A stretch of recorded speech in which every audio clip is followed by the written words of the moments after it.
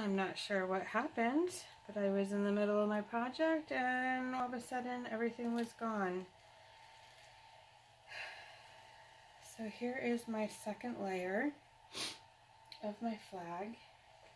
I guess I'm going to have to try and find that other video wherever it went. Must have been an oops in the internet. So here is my first layer. In case I can't find my other recording, I am making door tags. This is the first one. So this one is complete, so I'm going to set this aside to dry. And this is my second one. The door tags come in a set of 2, and they're going to hang much like this on your door. Now, this one, the second one, I'm going to put words on, a double layer of words. That's why there's only 2 stripes on this, and that's pretty dry. So I'm going to do the word home. I'm going to fuzz this first.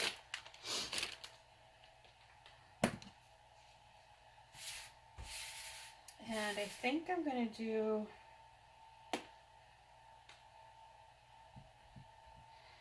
I'm not sure whether I want to do home in white or blue. I think I'm going to do it in white. I'm going to do it in white. So I'm going to center the word home in the middle of my 2 red stripes.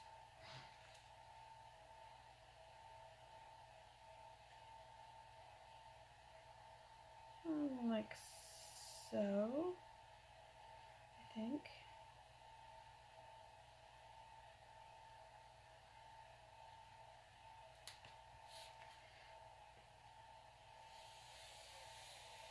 So we're going to do this in white. Now that transfer has been loved quite a bit, so I don't have to really do any fuzzing. So I'm going to take my white paste, which is already open, and I'm going to go over the words, the letters. And then I'm going to have to dry this because I'm going to put words, another set of words right over top of it. There's no place is going to be the second layer, right on top of the word home. This is from a different transfer, so I'm combining 2 different transfers in one project, which is the beauty of them. You can combine, you don't have to use one particular, you can combine your sets, make a custom piece for yourself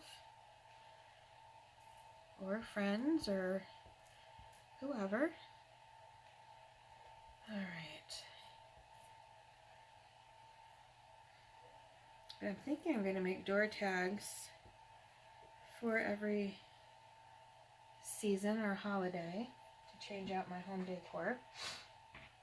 Alright, we got that done, so I'm going to peel this up.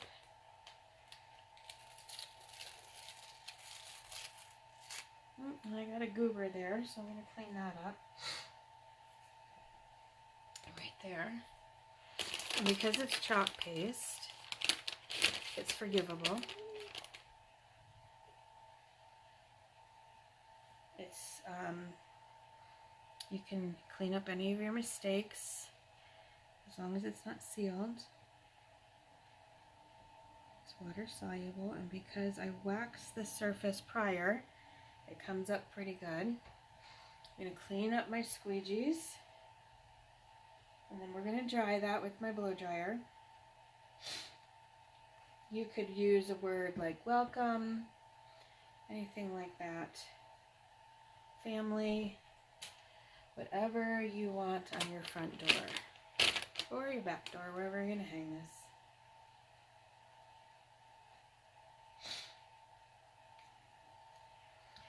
Alright,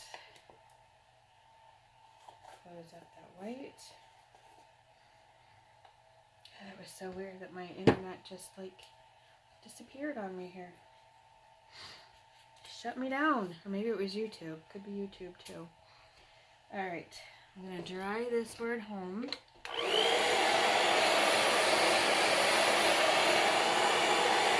And in case you missed it, when you're using a blow dryer, you can use the warm setting on your surface. I don't recommend using the warm setting near your transfers because it will, your transfer is much like fabric. It will stretch. The warmth is going to heat it up and stretch it. So if you're using it near your transfers, you want to always use a cool setting. And even on your surface, if you warm it up, you want to bring it back to room temperature.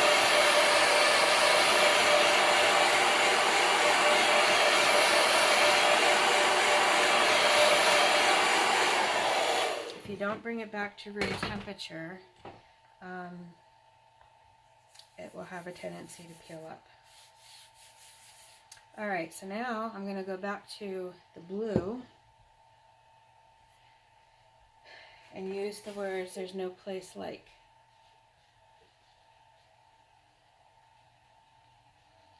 I am going to fuzz this pretty well because I don't want it to peel up my word home. It has been used a little bit in the past, so it's a little loved. It's not as sticky as a brand new one.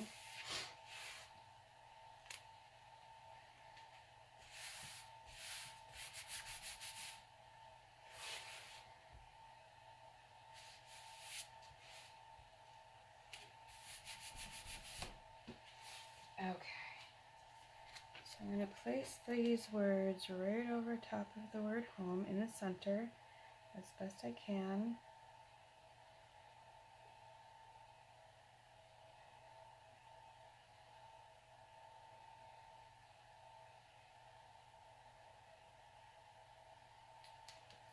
I'm not going to push super hard because I don't want my white to come up. I've already used the blue before, so it's already stirred. So I'm just going to grab a clean squeegee, like so, and go over this word, these words. And I'm not really pushing super hard because I don't want to peel up any of my white that's underneath there. I've had that happen.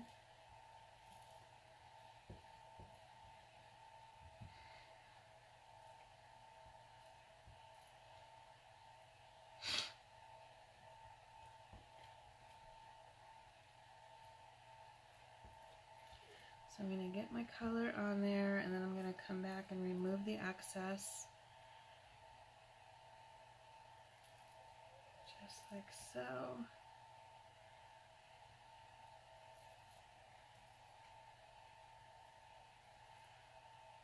And peel that right up.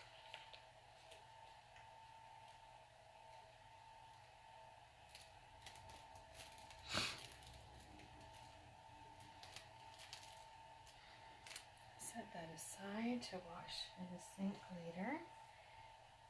And there we have "there's no place like." Oh, it's hard to see that in the camera.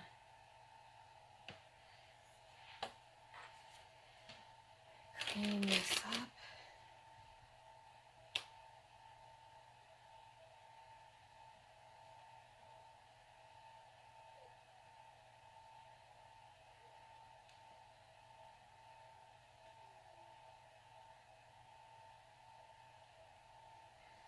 Alright. Sorry, watch my little dog back there. He's not feeling just the best. He's got a hurt leg somehow.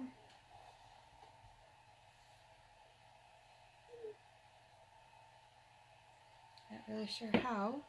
He's in the house all day. I did see where I goobered up some of this red, so I'm going to just dip in here with my finger and fix that right here where I peeled it up. You can use a paintbrush. I just don't happen to have any right here by me.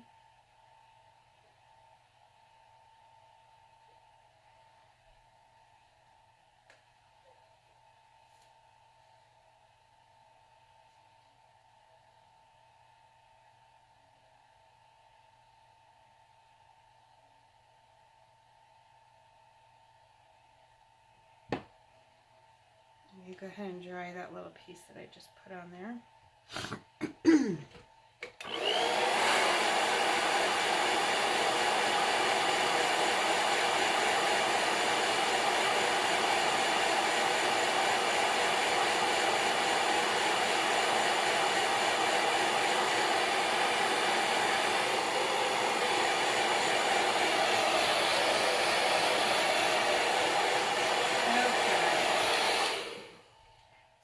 Pretty dry.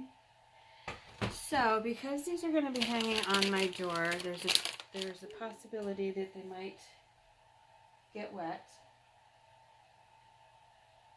So I am going to seal them when I'm all done. Now in order to hang those, I now have to have holes in them. And I have a handy dandy machine, a little gadget down here called a crocodile.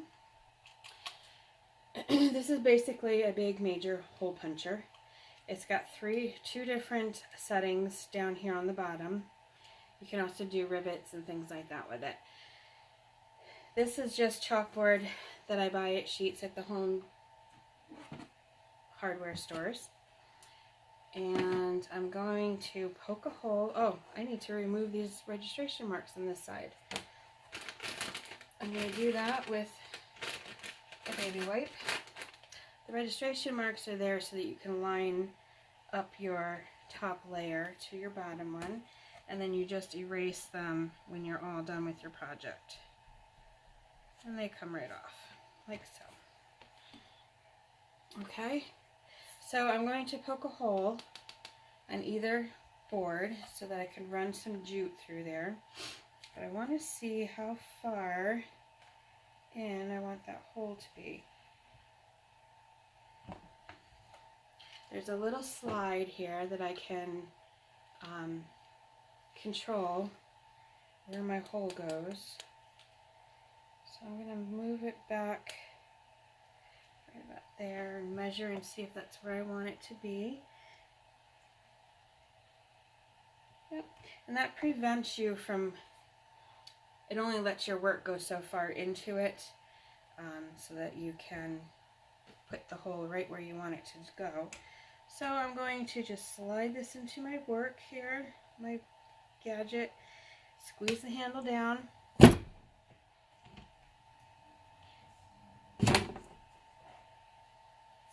and that puts a hole right there. I'm going to do the same thing on the other one.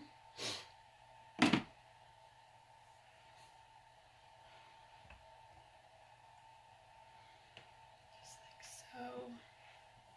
so. And I probably should have measured to make sure that it was completely centered, but I didn't. That's okay. When you're doing this at home, you can do that. Okay, so then I have, I don't know, I have a couple different widths of jute, and I don't think that's going to go through. My poor little guy. Put my glasses on so I can see.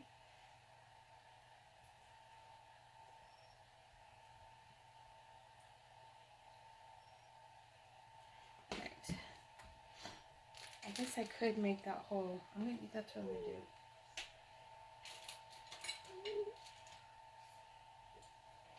I'm going to make the hole a little bit bigger by doing another one right next to it.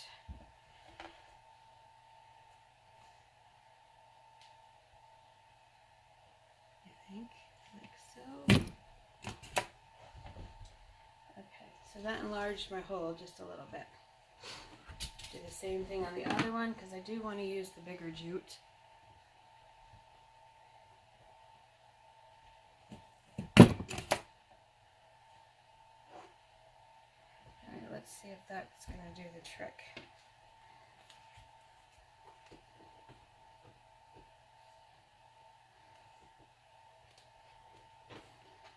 Yep, I think.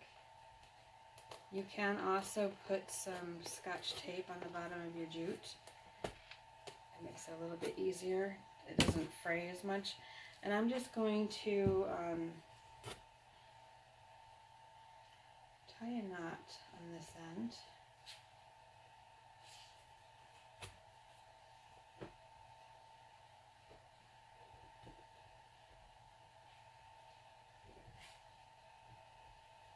Like so. Pull that back through, cut off my excess. Somewhere I have scissors, here they are.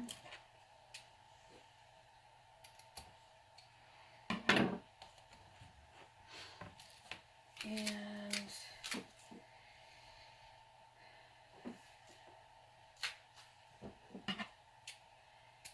I just roughly measured that.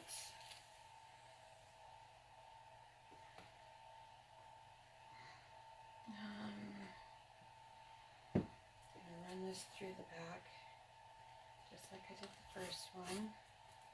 And then I'm gonna kind of figure out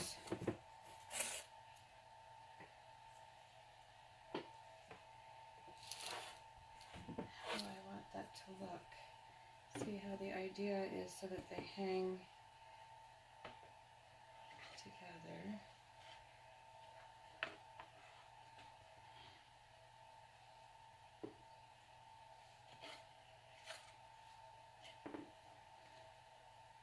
Like so.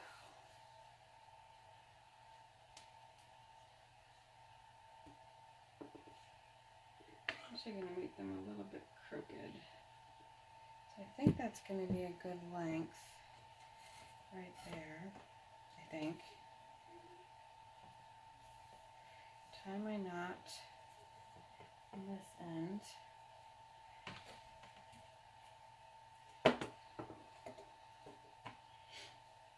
And then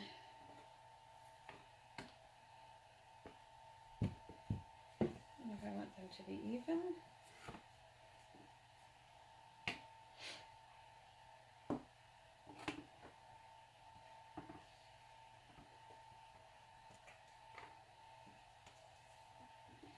I think I'm going to make mine so they're not quite even.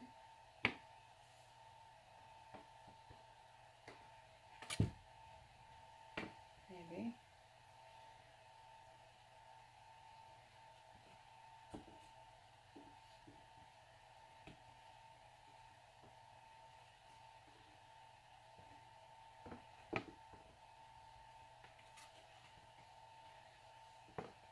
Tie my knot where I want this to hang.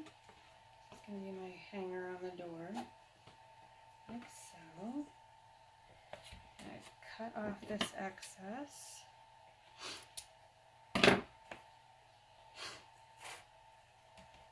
And of course the last step is to seal this with a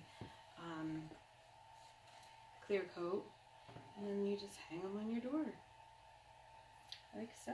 I'm going to do a couple others in different designs, but that's going to be for the 4th of July. Hope you like that project, and I may even do this as a DIY class where you can make your own.